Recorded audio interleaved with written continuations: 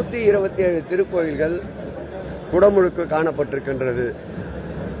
இந்த மாவட்டத்தில் பன்னெடுங்காலமாக நிலுவையில் இருந்த திருவட்டாறு திருக்கோயிலுடைய குடமுழுக்கு இந்த ஆட்சி பொறுப்பேற்ற பிறகுதான் நடந்தது. அதேபோல் மண்டைக்காடு பகவதி அம்மனுடைய திருக்கோயிலுடைய சிறிய தீ விபத்திற்கு பிறகு மண்டைக்காடு பகவதி அம்மனுடைய திருக்கோயிலும் இந்த ஆட்சியில்தான் குடமுழுக்கு காணப்பட்டது. அதேபோல் திருவந்தங்கோடு திருக்கோயிலும் இந்த ஆட்சி ஏற்பட்ட பிறகுதான் குடமுழுக்கு காணப்பட்டது. இப்படி வரலாற்று சிறப்புமிக்க கன்னியாகுமரியில் அமைந்திருக்கின்ற திருக்கோயில்களுக்கு குடமுழுக்கு கண்ட ஆட்சி திராவிட மாடல் ஆட்சி என்பதில் நாங்கள் பெருமிதம் கொள்கிறோம். அதேபோல் இந்த ஆட்சி ஏற்பட்ட பிறகுதான் சுமார் 12 திருக்கோயிலுக்கு சொந்தமான 20 திருத்தேர்கள் 1.85 கோடி ரூபாய் செலவில் திருத்தேர்களுக்கும் பாதுகாப்பு கொட்டகை தந்த ஆட்சி இந்த ஆட்சி என்பதை பெருமிதத்தோடு தெரிவித்துக் கொள்கிறோம். 6 திருக்கோயிலுக்கு சொந்தமான 8 திருக்குளங்கள் சுமார் 2.19 கோடி ரூபாய் செலவில் புனரமைக்கப்பட்டிருக்கின்றது என்பதை தெரிவித்துக் கொள்கிறோம்.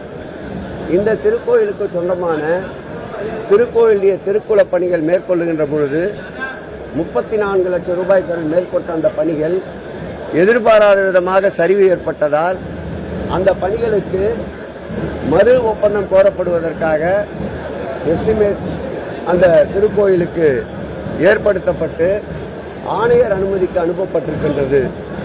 ஓரிரு நாளில் ஆணையர் அனுமதியை பெற்று இந்த மாத இறுதிக்குள் அந்த திருக்கோயில் திருக்குள திருப்பணியை தொடங்குவோம் என்று நம்பிக்கையோடு தெரிவித்துக் கொள்கிறோம். என்னிடம் கூட இங்கே பாரதிய ஜனதா கட்சியை சார்ந்த நண்பர்கள் 4ஆம் மாதம் நடைபெறுகின்ற திருவிழாவிற்குள் இந்த திருக்குளத்தை செப்பனிட்டு தெப்பத்திற்கு ஏற்பாடு செய்ய வேண்டும் என்று கோரிக்கை வைத்தார்கள். முடிந்த அளவிற்கு போர்க்கால அடிப்படையில் அந்த பணிகளை மேற்கொள்ளப்பட்டு அவருடைய எண்ணத்தை நிறைவேற்றுவதற்கு துறையினுடைய இணை ஆணையாளருக்கு தற்போது உத்தரவிட்டிருக்கின்றோம்.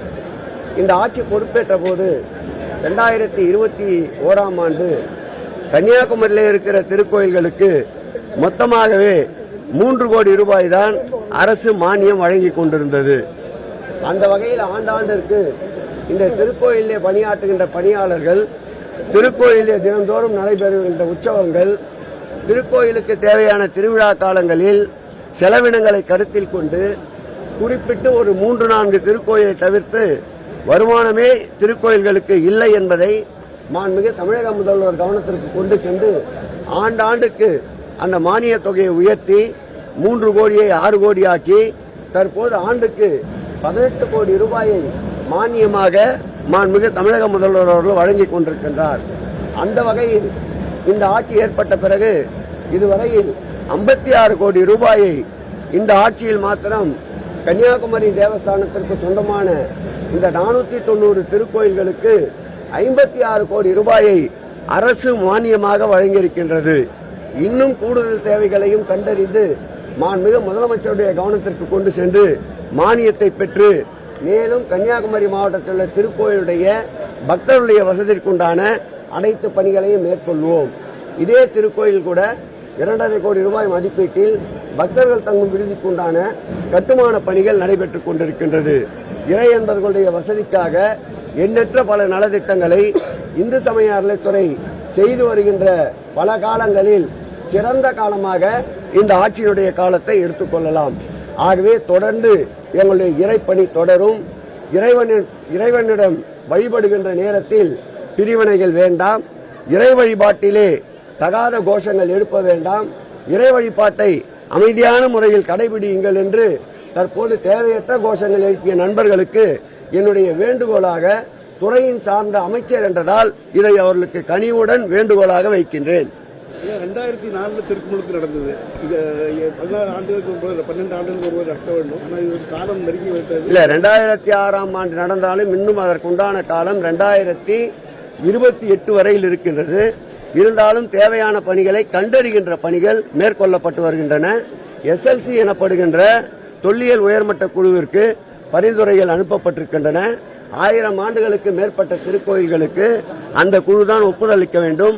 உங்களுடைய கோரிக்கைக்கு ஏற்றாற்போல் 12 ஆண்டுகள் நிறைவடைவதற்குள்ளாக குடமுழுக்குகள் நடைபெறும். இந்த ஆட்சியில்தான் 3967 திருக்கோயில்கள் இதுவரையில் குடமுழுக்கு நடந்திருக்கின்றது. 4000 குடமுழுக்காக சென்னையிலே இருக்கின்ற புகழ்பெற்ற ரவீஸ்வரர் திருக்கோயிலே நடைபெற இருக்கின்றது.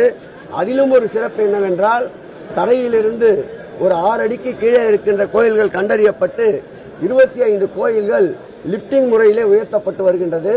தற்போது பிப்ரவரி மாதம் 8ஆம் தேதி நடைபெற இருக்கின்ற அந்த குடைமுழுக்கு ரவீஸ்வரன் திருக்கோயில் என்கிற திருக்கோயில் கூட இப்படி லிப்டிங் வசதி செய்யப்பட்டு நடத்தப்படுகின்ற திருக்கோயில் என்பதை மகிழ்ச்சியோடு தெரிவித்துக் கொள்கிறோம்.